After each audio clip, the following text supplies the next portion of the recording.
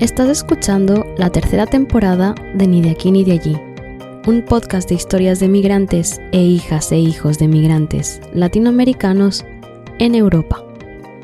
Muchas gracias, Cintia, por acompañarme hoy en este episodio de Ni de aquí ni de allí. Cintia Álvarez Palomino, conocida en redes como Negras que cambiaron el mundo, es periodista, escritora, integradora social y mediadora intercultural afrodescendiente venezolana residente en La Coruña, España. Y como he tenido que prepararme la entrevista súper rápido, he decidido que vamos a articularla un poco alrededor de tu currículum. Porque tú has producido y estás produciendo mucha cultura y mucha literatura y no de una manera individual, sino al contrario, de divulgación y de forma colectiva. De hecho, de cara al final de la entrevista, hablaremos sobre Yo, Mujer Migrante, la antología de la que yo también soy parte, que además creo que es el primer texto en el que haces algo autorreferencial, algo autobiográfico, y también es muy significativo que hayas decidido hacerlo de forma comunitaria. Dice mucho de tu enfoque. Así que, para empezar, vamos a hablar de tu punto de partida y del nombre que tiene tu cuenta de Instagram y tu web. Eres impulsora y creadora del proyecto educativo Mujeres Negras que Cambiaron el Mundo. ¿Cómo, cuándo y por qué surge el proyecto? Hola Michelle, muchísimas gracias por la invitación. Estoy muy emocionada de compartir contigo este ratito y con todas las personas a las que les pueda llegar el podcast. ¿Cómo surge Mujeres Negras que Cambiaron el Mundo? Creo que surge de la necesidad de esas preguntas que se hace una prácticamente adolescente que llega a la ciudad de A Coruña y que observa que se le mira de manera diferente, se le trata de manera diferente y no entiende el por qué. Y empieza a buscar respuesta. Creo que soy bastante curiosa y casi todas las respuestas que me ha dado la vida las he encontrado a través de la lectura, a través de la bibliografía. Y nada, cuando empiezo a sentir todo esto en mi cuerpo, empiezo a repensarme, empiezo a repensar mi identidad en este proceso migratorio. Y es ahí cuando empiezo a cuestionarme, a hacerme preguntas de por qué se me mira de una manera diferente, qué pasa, qué hay en mi cuerpo, qué sucede en este territorio que mi cuerpo es leído de esta manera. Entonces me empiezo a dar cuenta de todos los estereotipos y todos los prejuicios que hay asociados a las mujeres migrantes, a las mujeres negras, a las mujeres en general que son consideradas otredad o que no son consideradas parte de esta sociedad. En ese redescubrirme y redescubrir esa forma en cómo me miraban las personas por la calle y cómo era entendida por otras personas, decidí que quería hacer o dar una pequeña aportación a esta sociedad, porque de alguna forma me molestó mucho esa única idea. Yo venía de una sociedad en la que se me leía como una mujer profesional, independiente, con mucho empuje, creadora de cosas. Y claro, cuando llego aquí y se me lee en una categoría completamente diferente y esa categoría es negativa, a mí me enfada un poco también. Y en lugar de paralizarme, lo que hice fue accionar. Dije, quiero hacer algo porque esa idea y esa imagen de mujer migrante, mujer negra, cambie, ¿sabes? Medre un poco.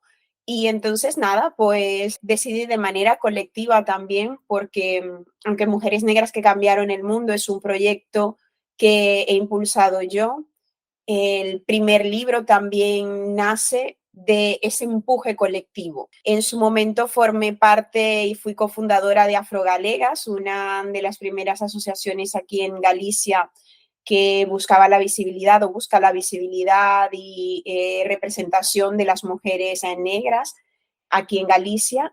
Y pues dije, mira, de manera colectiva tengo esta idea, me apetece mucho llevarla a cabo.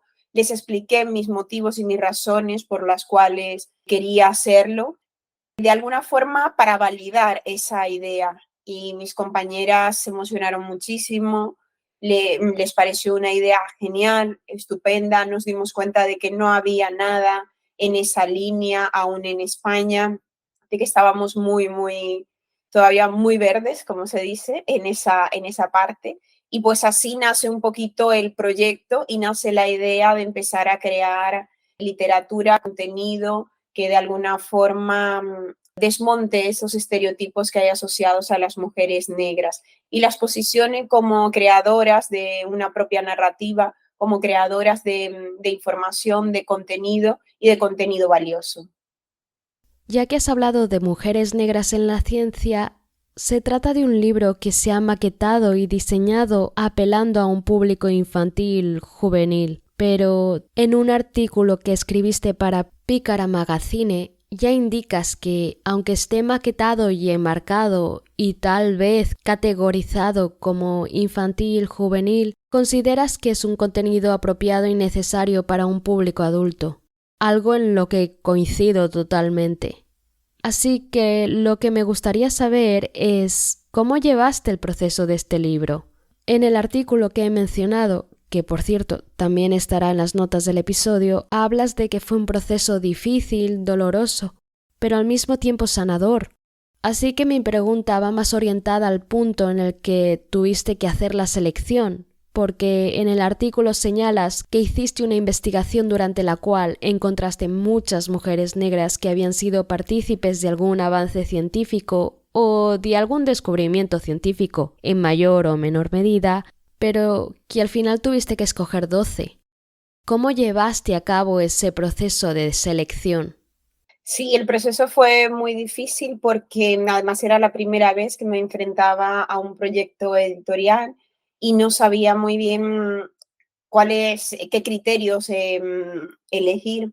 Sabía que al final con el criterio que eligiese no iba a complacer a toda la población, pero sí quería hacerlo según un criterio que para mí fuese fundamental o fuese muy importante. Y el que decidí seguir es teniendo en cuenta que la mayoría de los libros que hablan sobre mujeres pioneras, lo que mencionan es la primera mujer que llegó a la luna, la primera mujer que creó o la primera mujer que patentó algún descubrimiento, algún avance científico. Para mí era importante, más que la primera mujer, que esa mujer que estaba allí dentro del libro Mujeres Negras en la Ciencia, que hubiese aportado, hubiese descubierto algo tan grande a la sociedad, tan visible, tan importante, tan que no pudiese ser refutado, que en ningún momento hubiese duda de que realmente hizo esa aportación. Porque, vale, sí, puede ser la primera mujer que llegó a la luna, es importante, es interesante, pero es que luego siguieron llegando muchas otras a la luna. Entonces, para mí en este caso era importante que quien descubrió, por ejemplo, el antídoto contra la vacuna para la lepra, pues ha sido esta mujer en concreto, eso es irrefutable y ha sido ella durante este periodo de tiempo y los avances que ha generado esto a la sociedad son evidentes, no se pueden discutir, no se pueden debatir. Como siempre, los artículos y libros mencionados estarán en las notas del programa para poder encontrarlos y adquirirlos más fácilmente. Ahora hablemos de tu activismo antirracista. ¿Dirías que tu activismo está estrechamente relacionado con la producción literaria y cultural que estás llevando a cabo? Sí, sin duda. Una forma de hacer activismo para mí es a través del conocimiento, es a través de la generación del conocimiento. Yo no soy igual la activista que ves más en medios de comunicación intentando posicionarse sobre algún tema, alguna cuestión en concreto, sino soy más bien creadora. Mi activismo va desde la literatura y la creación de contenido y de bibliografía. Eso lo tengo claro. Creo que son mis herramientas, es mi forma de comunicar y pues también es mi forma de aportar al movimiento. Es a través de, sin duda, de la comunicación, de la creación de contenido y de la creación de bibliografía. Espero no parar, espero que haya muchas más publicaciones y sobre todo, Michelle, creo que con el tiempo voy medrando y voy avanzando un poquito. El libro que comentabas del que vamos a hablar al final, Yo, Mujer Migrante, también es una forma o un pasito más en ese proceso de ir avanzando y de ir escribiendo y haciendo cosas un poquito más igual encaminadas a los ensayos. Estaba leyendo esta mañana, muy a corracuita, como se dice en catalán, uno de tus artículos publicados este año en El Salto Diario, porque además has colaborado habitualmente en Pícara Magazine y El Salto. El artículo que leí es el que has titulado con una pregunta. ¿Quién cuidará a las mujeres migrantes mayores que dedicaron su vida a los trabajos del hogar y los cuidados? Me parece un artículo brillante. Se trata de una cuestión urgente de la que raramente escuchamos hablar con preocupación en debates públicos. Me gusta mucho la investigación. Este texto forma parte de un proyecto de investigación que lidero de alguna manera y es parte de esa pregunta: ¿qué sucede con las mujeres mayores migrantes que han dedicado toda su vida a cuidar de los hijos y las hijas de esta sociedad y que pasado el tiempo, cuando son mayores, por el trabajo tan duro que es el trabajo de los cuidados y el trabajo del hogar, su cuerpo ya no les permite seguir produciendo y seguir siendo productivas para esta sociedad y esta sociedad las desecha? ¿Qué sucede con ellas cuando hasta hace poco no estaban dentro de la seguridad social, no cotizaban? La mayoría de los contratos eran contratos, no habían contratos, eran simplemente un acuerdo verbal, cuando tenían la posibilidad de despedirlas sin alegar ningún motivo, ninguna razón. ¿Qué sucede con todas estas mujeres mayores migrantes que rompieron sin duda? Porque cuando haces una migración, seas consciente o no, rompes con el vínculo que hay en tu país de origen y se hace más pequeñita esa red de apoyo, y luego aquí en el país de destino en el que estás, que en este caso es España, la sociedad no te abraza de la manera en la que crees que debería o en la que realmente debería abrazar una sociedad a la población migrante de manera digna y con un trato digno. Y entonces terminas estando sola de ambos lados y terminas, en este caso, sumida en igual, quizás si tienes la suerte, con una pensión no contributiva. Muchas de esas mujeres, a lo largo de la investigación, me he dado cuenta que muchas veces por vergüenza, porque cuando emigramos a Europa parece que tenemos que hacernos ricas o volvernos ricas porque se supone que este es el lugar que todo lo tiene, y entonces por vergüenza, al verse en esa situación, no vuelven, siendo mayores, no vuelven a su país de origen, sino que se quedan aquí, pero se quedan sumidas en una soledad. Se quedan sin duda, como lo comento en el artículo, desechadas por esta sociedad. Se quedan solas, se quedan en una situación de precariedad, en una situación en la que no son atendidas, tanto así que a lo largo de este artículo me doy cuenta de que es que esto no es debate. Es una de las pocas veces, diré, porque seguro que alguna compañera ya lo ha puesto en la mesa, pero es una de las pocas veces que se está hablando de este tema. No hay estudios, no hay investigaciones sobre qué va a suceder. Recordemos también que la mayoría de las mujeres migrantes, sobre todo del continente latinoamericano, llegan en los años 90 aquí a España. Entonces, llegan ya de cierta edad para quienes se han dedicado al trabajo del hogar y de los cuidados, y ya en esta época más o menos hay muchas mujeres que están rozando la edad de jubilación o igual se adelanta, porque como comentaba, en el trabajo del hogar y de los cuidados es muy duro y el cuerpo nota ese esfuerzo y ese trabajo, y hay muchas lesiones y muchas veces se tienen que retirar antes de la edad de jubilación porque el cuerpo ya no les da. Entonces, ¿qué sucede? ¿Qué va a suceder con ellas? ¿Somos conscientes de eso o no somos conscientes? Creo que ni siquiera se ha generado un debate, y mi idea con los artículos y con esta investigación que estoy haciendo es que se genere un debate y que se ponga sobre la mesa para que hayan políticas que piensen en esta situación. De hecho, al final del artículo presentas una serie de medidas que se podrían tener en cuenta a la hora de desarrollar una serie de políticas que protejan a esta población afectada, que llegaron en mayor o menor medida de forma irregular y no tenían la manera de cotizar. También mencionas que hasta hace apenas unos años ni siquiera había legislación que protegiese los derechos de las mujeres que se dedicaban a trabajos del hogar. Ya ni hablemos de la mujer migrante. O sea, ese factor añadido le da urgencia al tema que tocas y la forma en la que lo tocas.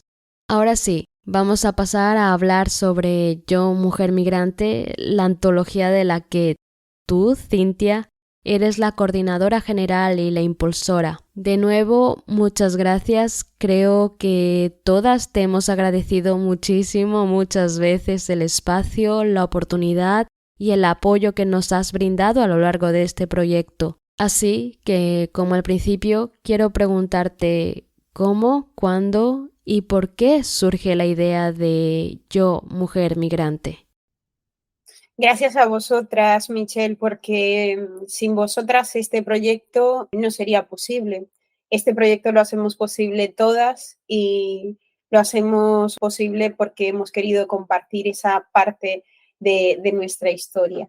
Yo, Mujer Migrante, surge si tengo que enmarcarlo, pues diría que surge igual de una sensación de soledad y de dolor. Surge de un texto que escribí con la muerte de mi hermano. Mi hermano muere, para mí es uno de los dolores más grandes que me ha atravesado en la vida y una de las formas que tengo de expresarme, además de hablar, aunque me gusta mucho hablar, también es escribir. Y pues en ese momento ya empecé a escribí sobre lo que estaba sintiendo, sobre el dolor que estaba experimentando. Y a partir de ahí fui dándole vueltas a ese texto y cada cierto tiempo volvía a él y después quería publicarlo. Quería hacer público este texto, aunque como bien decías tú, era la primera vez que hacía una referencia a mí en algo de lo que escribiese, más escribo siempre de lo que hago o de otras cuestiones, pero no era nada autobiográfico. Y en este caso entendí que ese mismo texto pedía que fuese acompañado por otras mujeres. Me vino igual que en el proyecto de Mujeres Negras que Cambiaron el Mundo, me vino la necesidad de hacerlo de manera compartida. Dije, yo creo que seguro que muchas de las mujeres con las que yo me he cruzado pueden de alguna manera tener también este deseo, esta necesidad de compartir parte de su historia. En un momento pensé que ya igual que no iba a ser tan interesante para muchas de las mujeres con las que contactara, porque sé que hay muchas antologías y sobre mujeres migrantes también. Entonces dije, mira, no lo tengo claro, pero al final siempre termino arriesgando. Y que yo creo que va a ser diferente, voy a intentar que el proceso sea más para nosotras también, eso para mí era importante. Dije, de hecho, lo pensé, dije, mira, si no se puede terminar, si por lo que sea, porque el proceso era largo, éramos muchas las personas que estábamos involucradas y era posible que a alguna persona se le presentase una dificultad a lo largo del proceso y que decidiese parar o no continuar. Y dije, pues se lleva el proceso en sí mismo, se lleva el haber hablado de esa situación y por eso quise hacerlo también de esa manera colectiva, de esa manera en la que vamos a ir comunicándonos, vamos a ir haciendo como pequeñas reuniones, porque también quería que el proceso también formase parte de este libro. Y es más o menos así como surge el proyecto Yo, Mujer Migrante. Para las reuniones virtuales que tuvimos, nos separamos en 2 grupos de 5 y claro, tú estuviste en el primer grupo que se vivió de una forma y yo estuve en el segundo que se vivió de otra. En el que estuve yo al menos lo viví de una forma muy terapéutica, muy terapéutica. Porque acababa de volver de Alemania y recuerdo que tú me contaste primero que estabas ideando este proyecto, planteándolo, y me preguntaste si resonaba conmigo la afirmación yo, mujer migrante. Y claro, en ese momento me sentía muy migrante. pero todavía venía con ese sentimiento de migrante en Alemania y estaba removida por todo lo que me estaba encontrando aquí. Y me seguía sintiendo migrante porque sentía que en ese otro movimiento estaba haciendo también negociaciones con lo que yo había aprendido en Alemania. Todo lo que aprendí de allí lo tenía que traer aquí, pero no podía traerlo de la misma manera. Esas negociaciones fueron un proceso muy doloroso. Así que, para mí, esas reuniones que tuvimos y el proceso de escritura en el que nos acompañó Queenie Martínez fue sumamente terapéutico. Justamente yo paré de hacer terapia esos meses porque sentía que se me venía el mundo encima y este proyecto fue una forma de procesarlo todo. Y aunque en mi texto no hablo con exactitud de ese proceso de migración Alemania-España, la escritura con Queenie me permitió procesar toda la parte de la infancia que antes yo no podía contar sin ponerme a llorar. Entonces, claro, fue un proceso de, ok, tengo que ser capaz de sanar eso para poder procesar lo que me está pasando ahora y darme cuenta de que muchas de las cosas que viví de niña las puedo utilizar ahora. Y creo que compartimos una experiencia similar muchas de las mujeres que estuvimos en mi grupo. Ya te digo, no sé cómo fue en el primero, pero para mí cada sesión de escritura fue muy intensa y creo que eso se refleja en mi escrito y en el de las compañeras que estuvieron en mi grupo. Sin duda, Michelle. Yo creo que en el grupo en el que yo estaba también había muchísimas emociones. Lo digo mucho cuando nos preguntan sobre el libro Yo, Mujer Migrante, digo, esto es una cajita de emociones, cuidadla mucho, porque aquí hay vidas. Todo lo que narran las compañeras viene desde el más profundo sentimiento, muchas veces de amor, de soledad, de dolor, y es muy bonito, esto es como un cofrecito, este libro, pero dentro tiene muchas otras cajitas que tienen contenidas todas las emociones de cada una de nosotras. Y para mí, yo lo viví como un proceso muy bonito, ver simplemente cómo os estabais abriendo, cómo nos estábamos abriendo todas en ese proceso, cómo estábamos sanando de alguna forma. Recuerdo que muchas de las compañeras lloramos en varias de las sesiones que tuvimos, porque sin duda sí es terapéutico, fue un proceso en el que tuvimos que enfrentarnos a igual cosas que habíamos olvidado, a nuestra infancia o a cosas que no queríamos recordar para poder dejar que eso corriese y plasmar de alguna forma esa parte de nuestra experiencia migratoria que queríamos realmente que se compartiese.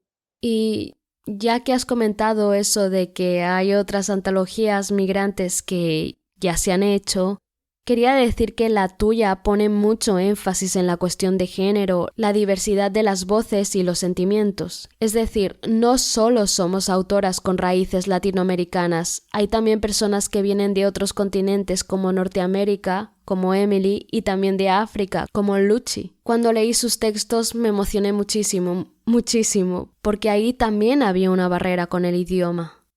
Sí, la verdad es que fue un proceso muy, muy bonito y sin duda lo que tú dices, creo que sí, eso es un valor.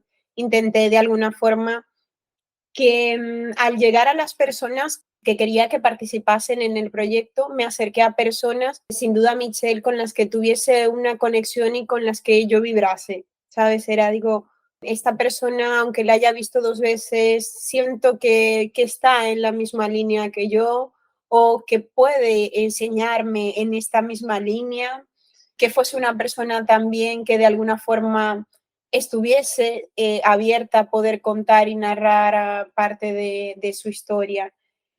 Hay muchas que aunque les costó mucho y hay mucho dolor de por medio, aún así se hicieron ahí con mucha fuerza y contaron y narraron. Y una de esas es nuestra compañera Oluchi también, que a ella el tema del idioma le costaba un poco más. En algún momento siempre os lo comenté a lo largo del proceso que podéis utilizar el idioma que queráis porque para mí era importante que simplemente os expresarais. Ya después si teníamos que hacer traducción y poner inglés y castellano, se iba a poner, pero teníais que hacerlo en el idioma que queríais y que os sentieseis más cómoda. Y ella decidió hacerlo en castellano. Ella dijo, no, quiero hacerlo en castellano. Y es maravilloso y sin duda hay que tener en cuenta esa fuerza de voluntad. Sí, a mí eso me encantó, porque volvía de Alemania, de compartir con muchas mujeres que batallábamos con el alemán, y cuando se nos abrían espacios para poder expresarnos en alemán, era un reto, pero al mismo tiempo era una forma de demostrarnos a nosotras mismas que éramos capaces de hacerlo. A mí, como lectora y como mujer que ha tenido una vida migrada, me emocionan la sinceridad y el optimismo de sus textos a pesar de las dificultades y también sus lugares de enunciación. El hecho de que no te centraste en una sola parte de España y convocaste voces que están dispersas por toda España, ¿es algo que hiciste conscientemente o se dio por casualidad?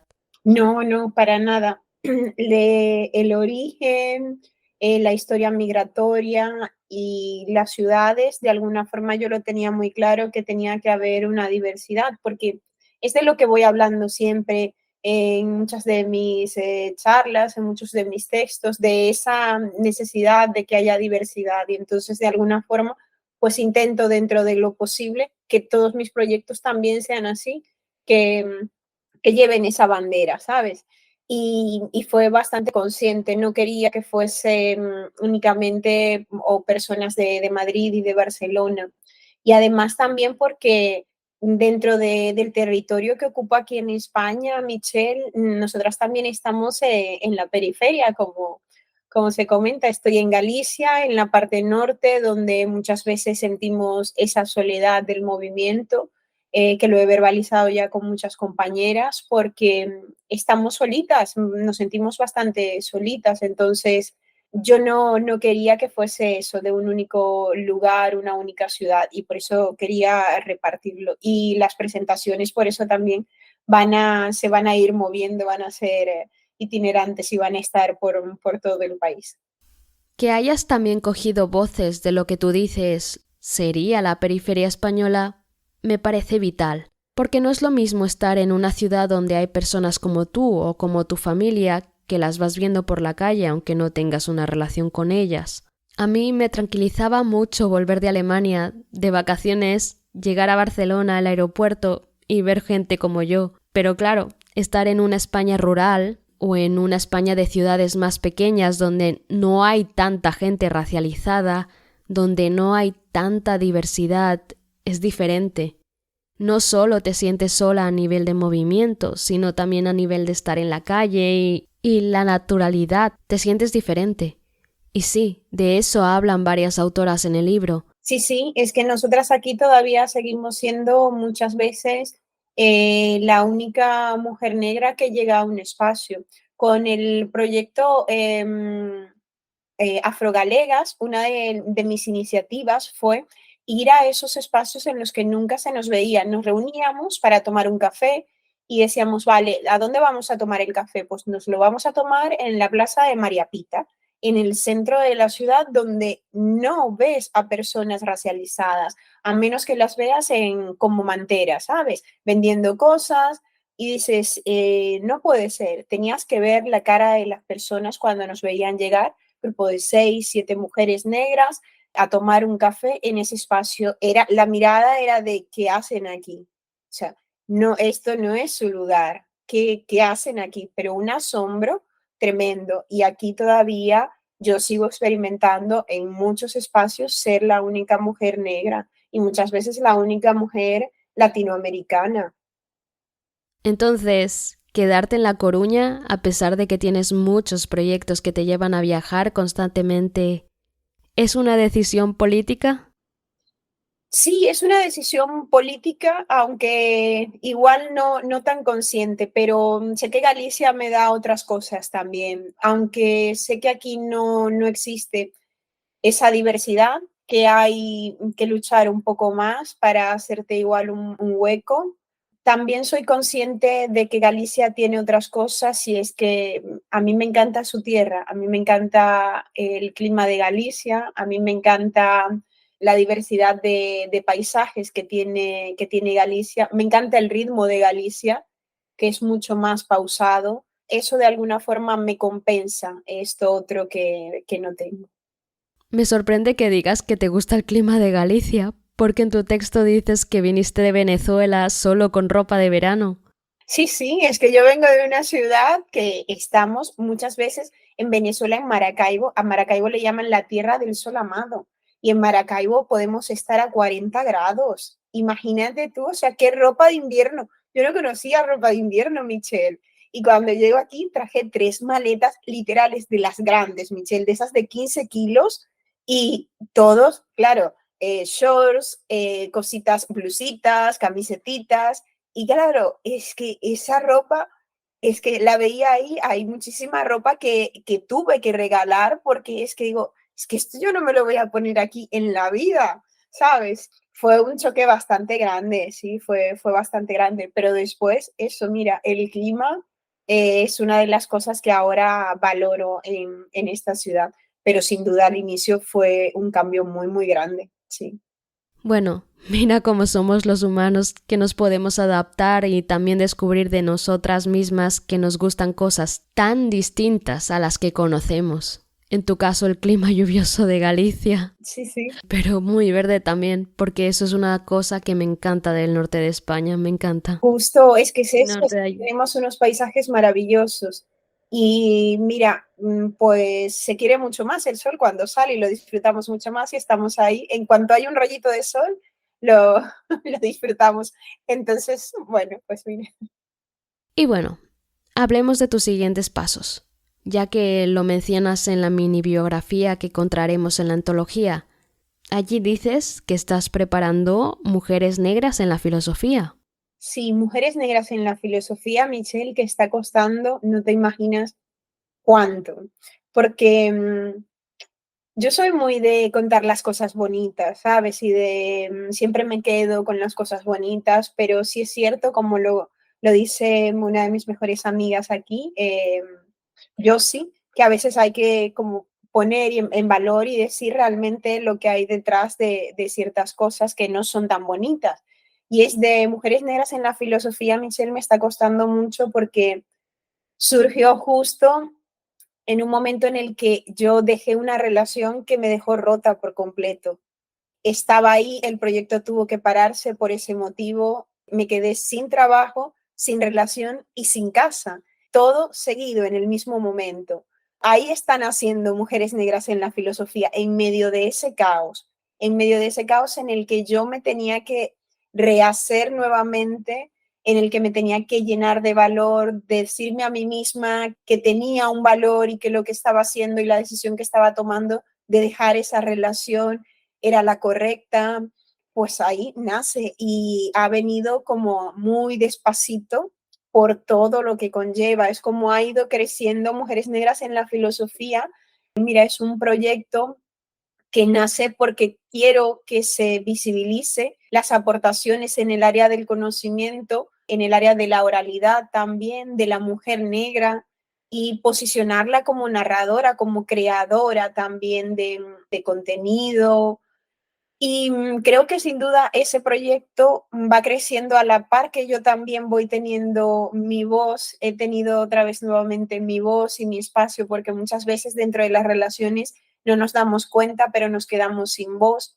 Y las mujeres migrantes, sobre todo, en mi caso, por ejemplo, sucedió que dentro de esa relación me quedé sin voz y de alguna forma Mujeres Negras en la filosofía va unida a ese proceso y ha ido muy, muy despacito. También me he dado cuenta de que, bueno, intento ser paciente, soy bastante activa, me gusta que las cosas vayan saliendo dentro de los plazos que me voy marcando, pero Mujeres Negras en la filosofía me ha ayudado a ser mucho más paciente, me ha ayudado a entender que a veces hay unos ritmos que tengo que respetar que no son los míos. También que si quiero que algo sea bonito, como tanto me gusta que salgan las cosas, que sean bonitas, también tengo que entender que eso lleva un tiempo y que muchas veces hay que ir atrás. Mujeres Negras en la filosofía pasó por una ilustradora con la que se supone que tenía que salir adelante, pero hubo un momento en el que tuve que parar porque porque no estaba, ¿sabes? No estaba haciendo lo que realmente yo veía o yo entendía que tenía que ser mujeres negras en la filosofía. Para mí el tema de la representación a nivel visual de las mujeres que aparecen en el texto es muy importante porque la calidad de las ilustraciones tiene que ser positiva. No pueden haber pequeños detalles. Te puede gustar más o menos la ilustración, pero la calidad entiendo que tiene que ser la máxima porque igual eso que comentabas antes, que nos pedimos mucho más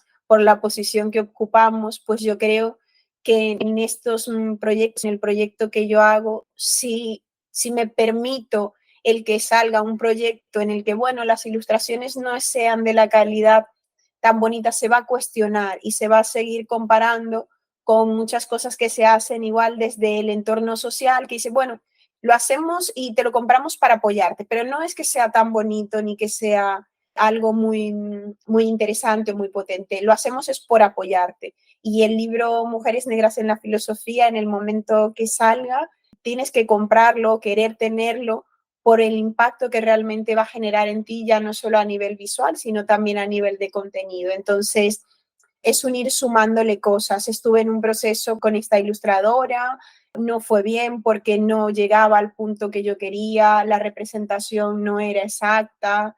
Volvimos otra vez atrás, ahora ya las ilustraciones están, pero bueno, en este podcast lo voy a admitir, el proceso, he decidido optar por una editorial. El proceso con la editorial no ha sido nada fácil. Yo era reacia a irme con una editorial porque sé los pros y los contras que tiene, sé el abuso que muchas veces las editoriales hacen sobre los proyectos, sobre todo los proyectos pequeños, como es el caso de Mujeres Negras que cambiaron el mundo, y el trato que se les da. Y en este caso me he sentido maltratada, sin duda, por esta editorial. No sé a qué punto va a llegar.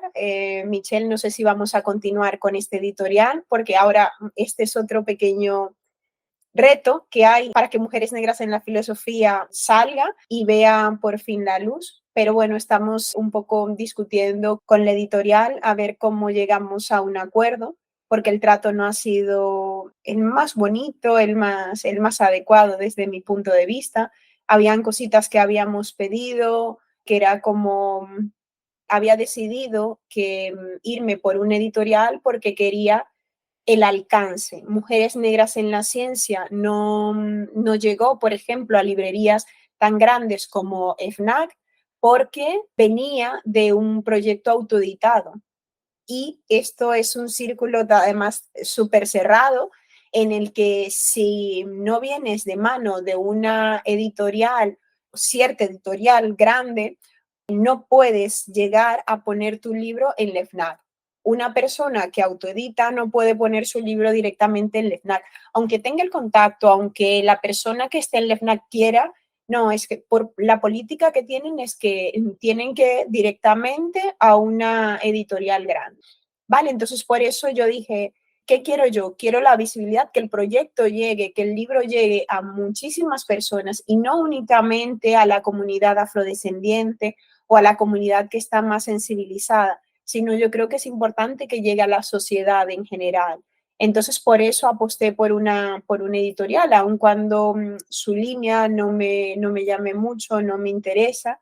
Y pues parece que ha sido un pequeño error que habrá que remediar y a ver cómo lo gestionamos. Ahora en el punto Mujeres Negras en la Filosofía están las ilustraciones, están los textos. Desde hace muchísimo tiempo el proceso de investigación ya se había terminado, los textos están las ilustraciones ya y ahora estamos esperando un poquito a ver el acuerdo al que llegamos con la editorial y cómo lo hacemos. No me sorprendería que Mujeres Negras en la Filosofía se sacase a mediados de año a través de un crowdfunding, porque creo que es la esencia del proyecto realmente y que fue un error de mi parte intentar irme con una editorial para llegar a más personas.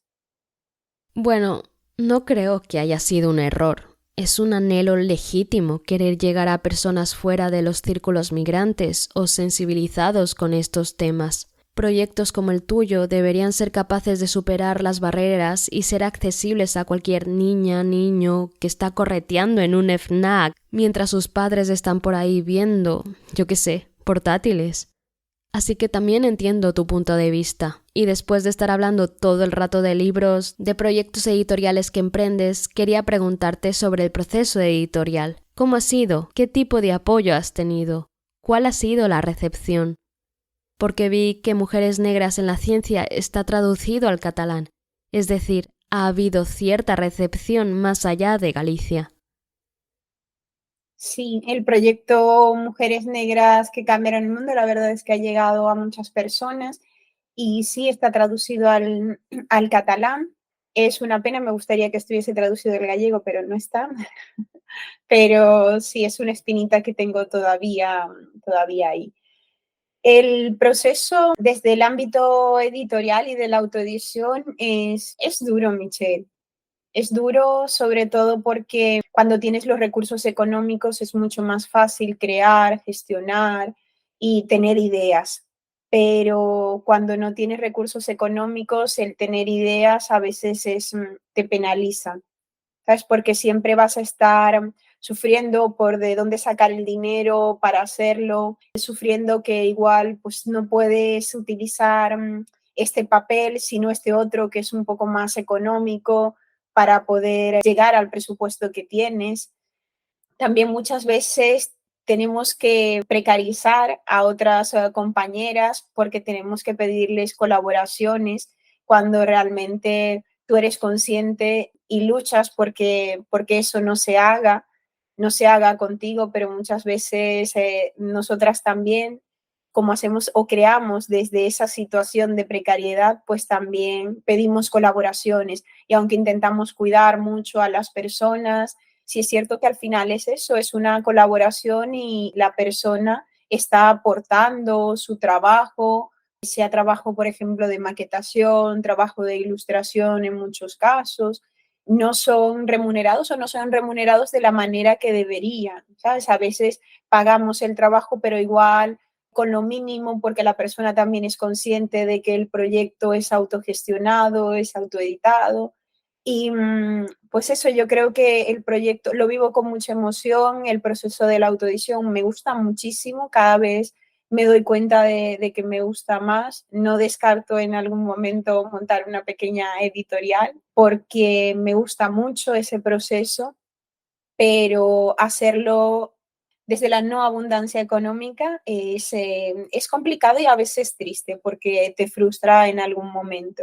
Pero bueno, ahí creo que desde el punto en el que estamos ahora mismo, en el que estoy yo, que a veces, bueno, tengo cierta soltura con ciertas herramientas digitales, conocemos plataformas como el crowdfunding, por ejemplo, dan un pequeño alivio y permiten crear estos proyectos que si no fuese así, no sería posible que viesen la luz realmente, porque el apoyo que se tiene a veces es mínimo comparado con realmente el apoyo que creo que deberían tener proyectos educativos sobre todo y el tema editorial. Son muy pocos los proyectos o pequeñas aportaciones o ayudas que hay que realmente se centren en que personas del ámbito de la autoedición puedan crear y compartir proyectos.